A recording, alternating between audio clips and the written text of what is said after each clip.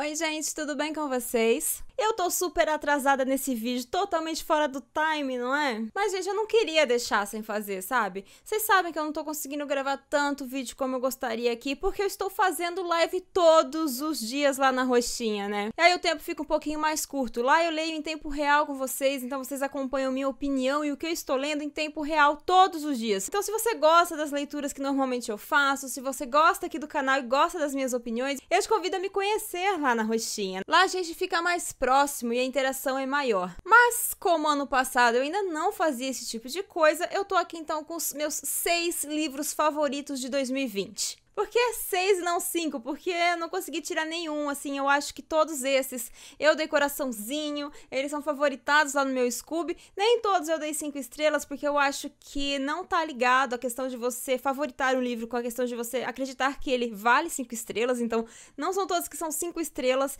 mas são todos que eu recomendo e que eu gostei por algum motivo especial e eu vou falar pra vocês aqui hoje nesse vídeo. Mas então vamos lá, antes de qualquer coisa eu vou convidar você a se inscrever aqui no canal e participar do sorteio rumo a 40 mil inscritos, tá faltando menos de 3 mil pessoas, gente, pra um sortudo ganhar 600 reais pra gastar como quiser no site da Amazon. Pra saber como participar desse sorteio, o card tá aqui em cima, só clicar lá, ver como fazer, ver como participar, me ajudar a bater essa meta e de repente seu sortudo que gasta 600 reais e eu pago seu boletinho lá da Amazon. Vamos começar então em ordem cronológica, o primeiro livro, e esse foi o primeiro livro que eu li no ano também de 2020, então coincidência, foi já um favoritado, que é o livro Maternidade, da Sheila Heti. Maternidade, eu não tenho ele físico aqui, ele tá lá na estante na casa de Jundiaí, né? Então eu vou pôr pra vocês aí na tela como que é a capa. Ele foi publicado pela Companhia das Letras e, se eu não me engano, foi no final de 2019. Ele traz a história de uma mulher que tá se aproximando ali dos 40 anos de idade, que é aquela fase onde as amigas, a grande maioria já tem filhos e fica aquela cobrança de quando vem os filhos, ainda mais que ela já é casada. Então ela se pergunta se é realmente da maternidade que ela precisa.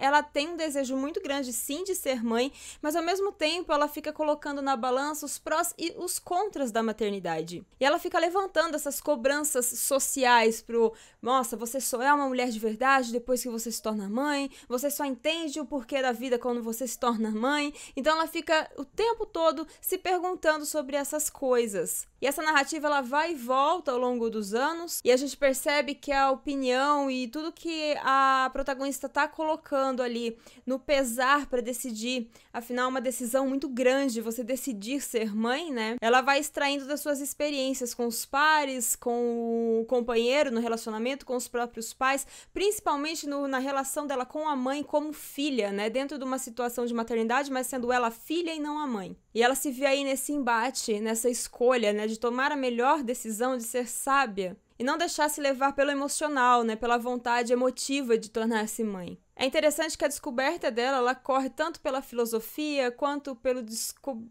descobrir do próprio corpo, pelo misticismo, né, ligado à religião, pelo acaso. É um livro bem reflexivo, que eu acho que toda mulher que já pensou na maternidade, seja decidida a ser mãe, ou seja, decidida a não ser mãe, já passou em algum momento pelas reflexões que a protagonista coloca aqui. E é um livro que todas as mulheres devem ler, podem e devem ler, porque ele vai atingir não só aquelas mulheres que já fizeram sua escolha por não serem mães, mas como também as mulheres que já são mães, como eu.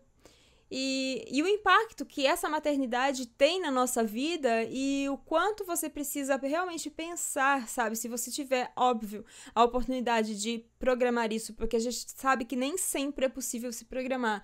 E aí, se você tem essa oportunidade, então a reflexão que a protagonista faz é bem valioso. Eu gostei muito desse livro. O segundo livro de 2020, também na ordem aí que eu favoritei, foi o Minha Sombria Vanessa. A autora é a Kate Elizabeth Russell. Eu vou começar falando de Minha Sombria Vanessa, lendo um pedacinho da sinopse pra vocês, depois eu vou falar um pouquinho sobre ele, tá?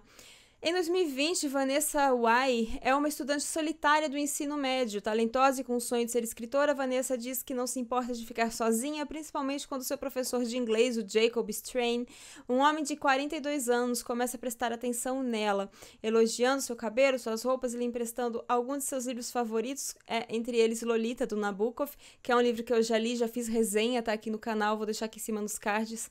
Então, antes que Vanessa perceba, os dois embarcam em uma relação em que a jovem acredita que o professor a ama e a considera especial. Mais de uma década depois, uma ex-aluna acusa Strange de abuso sexual e Vanessa começa a questionar se o que viveu foi realmente uma história de amor ou se não teria sido ela também uma vítima de estupro. Mesmo depois de tantos anos, o Strange ainda é uma presença constante na vida da Vanessa, como ela seria capaz então de rejeitar o que ela considera ser seu primeiro grande amor. Essa é a sinopse, e a sinopse fala bastante, por isso eu quis ler ela pra vocês, porque no resumo é isso que vai acontecer, tá? A gente tem um professor muito mais velho cometendo aí, então, um abuso não só sexual, não só pedofilia, como também um abuso emocional muito grande. Ele manipula ela de uma forma muito séria e daquela forma que a mulher acaba também se sentindo culpada pelo que tá acontecendo. É um livro bem profundo porque ele não foca no pedófilo, no abusador, o foco dele está na vítima, então a gente está na cabeça da vítima. E essa é uma vítima que não se vê como vítima. A autora ela vai fundo nesse sentimento de culpa da protagonista, que envolve, além do amor que ela acredita sentir, toda essa manipulação psicológica e emocional. Os capítulos eles são alternados entre presente e passado, e é nesse vai e vem que a gente vai tomando consciência do que está acontecendo, dos traumas que a Vanessa tem e, consequentemente, o porquê da negação, o porquê que ela não acredita que ela foi uma vítima. Principalmente porque tudo isso acontece durante a adolescência dela e vai se estendendo até o presente, onde ela já tem lá seus 30 e poucos anos. E o momento da adolescência é muito delicado, porque é onde você tá descobrindo o seu amor, o seu próprio corpo. Então é uma fase muito fácil de um homem experiente te manipular, né? É um livro que desperta revolta. Eu fiquei revoltada com essa leitura, porque em alguns momentos a gente acaba tomando consciência de que muitas vezes, muitas de nós já passamos pela mesma situação da Vanessa e também não vimos como tal. Não nos vimos como vítima porque a gente acreditava ser esperta demais para ter caído naquilo, sabe? Esse livro ele te fala para refletir sobre o que é liberdade, o que é consentimento, o que é abuso e a linha tênue do que é consensual, do que realmente é consentido, né? Que não é apenas um sim, você me disse sim, então eu não estava te abusando, né? Tem uma diferença, um abismo, né, nesse consentimento. O próximo livro que eu vou falar pra vocês é Becos da Memória. Esse também não tá aqui, também tá lá em Jundiaí. Esse é um livro da Conceição Evaristo e poucas vezes, eu acho que nenhuma vez, pra ser sincera, eu li uma escrita como de Conceição Evaristo. Eu também vou ler um pedacinho da sinopse porque é isso. Tá? E depois eu faço minhas considerações. Becos da Memória é um dos mais importantes romances memorialistas da literatura contemporânea brasileira. A autora traduz, a partir de seus muitos personagens, a complexidade humana e os sentimentos profundos dos que enfrentam cotidianamente o desamparo, o preconceito, a fome, a miséria, dos que a cada dia têm a vida por um fio. Sem perder o lirismo e a delicadeza, a autora discute, como poucos, questões profundas da sociedade brasileira. Eu diria que ela discute como ninguém. Acho que ninguém discute como Conceição discute aqui, com a poesia que ela tem pra falar sobre uma coisa muito ruim. A tristeza é poética, é profunda, machuca na alma.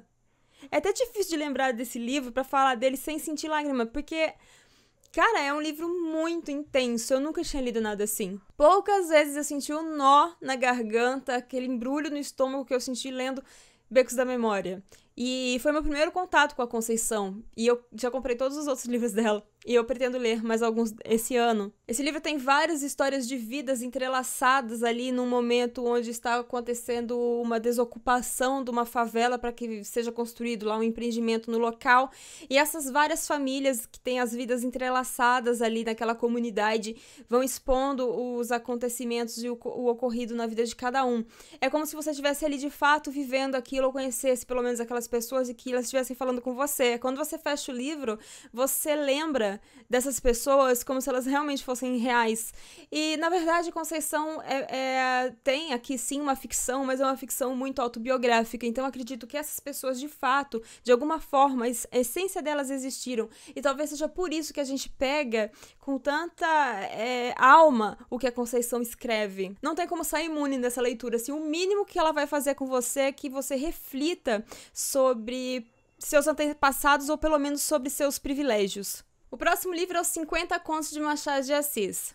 A gente vamos passar sem falar de Machado de Assis, né, gente? Essa é uma antologia organizada por um estudioso de Machado de Assis, que é o John Gladstone. Eu nem preciso falar que é uma obra incrível, que não tem como, assim, Machado de Assis é muito atemporal. É até difícil de acreditar. Não dá pra imaginar o Machado no século XIX escrevendo coisas que ele poderia ter escrito hoje, que continuam sendo problemas sociais até os dias de hoje. Então ele é cirúrgico quando ele pega um tema pra um conto ou pra um romance, né? É incrível ver um homem tão à frente do seu tempo e não tem nenhum entre esses 50 contos que eu não tenha achado ótimo, que eu não tenha achado importante. Tem alguns que eu gostei mais do que outros, óbvio, mas todos eles têm muita importância e muita relevância. Eu falei sobre cada um desses 50 contos em 9 lives, se eu não me engano, no Instagram no começo do ano passado. Essas lives eu acho que ainda estão lá. Eu deixei num vídeo que eu vou deixar fixado aqui em cima também nos cards a relação desses vídeos. Acho que se vocês se interessarem ainda dá para assisti-los. Então eu fiz uma pesquisa aí sobre cada um, sobre cada história, sobre o contexto de cada conto e foi uma experiência incrível. A crítica dele, sabe, a sagacidade, a ironia, a forma inteligente como eles fala sobre os assuntos. É incrível pensar que Machado foi um homem negro no século XIX. E é um ali dos fundadores da Academia Brasileira de Letras. Então, cara, eu sou apaixonada pelo Machado de Assis. Próximo livro é Uma Vida Pequena, da Hanya Inagihara. Esse é um livro que, resumidamente, traz a história de amizade, de vida, desde lá da juventude até a velhice de 4 amigos. Eu considero esse livro um romance de formação, porque o foco principal dele ali é no Jude, então um dos personagens, ele quem foca no livro, então traz toda a caminhada desde lá do que aconteceu com ele na infância, no nascimento até o final da vida. E é essa caminhada que vai moldando o caráter dele, assim como o emocional dele e os traumas que ele carrega. Não é um livro fácil de ler, gente, é um livro cheio de gatilhos. Quando me perguntam se eu recomendo esse livro, sim, eu recomendo esse livro porque eu acho incrível a forma como muitas coisas estão ali, como também discordo de alguns outros pontos. Eu fiz uma resenha até extensa, talvez, sobre esse livro. Vou deixar também aqui em cima nos cards, caso te interesse. É um livro que dificilmente não terá um momento que vai te afetar. Ele pode não te afetar no contexto geral, mas com certeza, em 90% dos casos, alguma passagem ele vai acabar afetando o leitor. Mas, apesar de todo esse sofrimento que foi também ler esse livro, eu acredito que foi uma experiência muito válida. E essa experiência do Jude me fez refletir sobre como traumas e experiências refletem de formas diferentes sobre pessoas diferentes. O como pode ter acontecido uma coisa comigo e ser a mesma coisa que aconteceu com você, e isso ter desencadeado em você uma outra visão de vida que desencadeou em mim. Porque pessoas são diferentes e eu acho importante esse foco no livro. E por último, o 6º livro que eu recomendo que eu li foi na verdade, esses 6 foram os favoritos do ano. Tem outros também que eu favoritei, mas eu acho que não entra aqui nessa. Pra mim, essa é uma lista muito especial, sabe? A minha é o supra-sumo da minha lista. É o Vagabunda. Uma Vida Pequena eu tinha separado até aqui pra mostrar pra vocês, que ainda tá comigo esse livro aqui, mas não mostrei, tudo bem.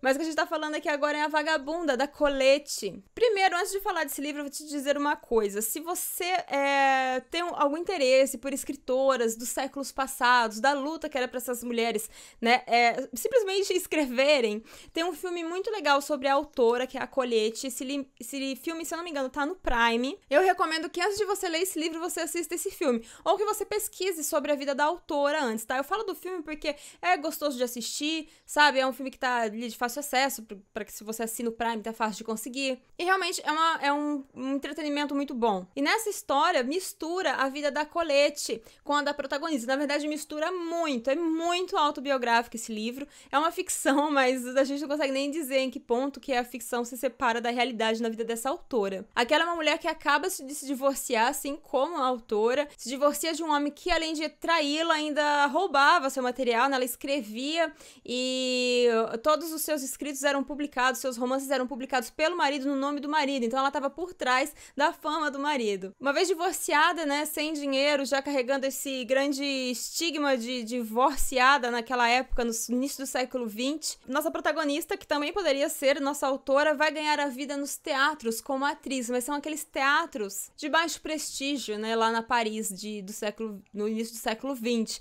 Então era uma luta diária para conseguir, né, se manter. e viver ali com o mínimo possível. E aí então o pretendente surge, muito apaixonado, ele oferece para ela, além do amor, uma vida de luxo, porque ele é um homem rico, mas tem uma condição, a que ela largasse a sua carreira, ou seja, largasse a vida de vagabunda, porque uma mulher que não era casada, uma mulher que trabalhava como atriz, uma mulher independente, era vista como vagabunda. Então ela conta aqui pra gente como essas mulheres são estereotipadas pela sociedade, como elas são reprimidas, e que na maioria das vezes elas têm que escolher, né, entre o amor, entre a proteção, entre viver com quem elas gostam e a sua liberdade ou sua carreira profissional. Não dá pra casar as duas coisas. Esse também é um livro muito atemporal, que apesar de ser escrito no início do século XX, como eu falei, ainda tem muita coisa que dá pra gente aplicar na nossa atualidade facilmente. Eu falei desse livro em diversas lives, quem me viu pelas lives, até no começo das lives lá na Roxinha também tava lendo ele. Viu que eu não canso de falar sobre a linha de publicação dessa editora Imã, que tá trazendo essas mulheres, né, que foram aí desbravadoras das suas épocas, né, das épocas em que viveram. Essa é uma coleção que se chama Meia Azul,